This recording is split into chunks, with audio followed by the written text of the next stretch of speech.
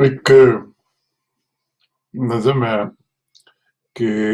باہر تے اندر دے کیدو، باہر دے کیدو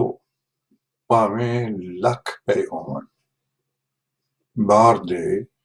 کیدو پاویں لکھ پے ہون، پر بندے دا راکھواں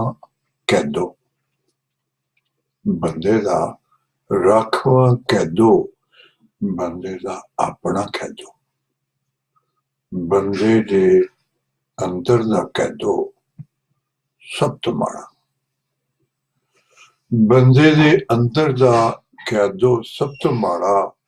اے کیدو چوں مونہاں سپ ہے، اے کیدو جو مونہاں سپ ہے، جو چار چوفیرے ڈنگدا، جو چار چوفیرے ڈنگدا، تے سب تو پہلوں اے بندے نو خود ڈنگدا، تے اس دا ڈنگیا پانی نہ منگدا، تے اس دا ڈنگیا پانی نہ منگدا، تے باہر دے کیدو پاویں لکھ ہون،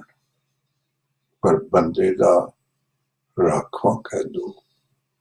بندے دا اپنا کیدو، بندے دے اندر دا کیدو سب تو ماڑا، سب تو ماڑا، سب تو ماڑا۔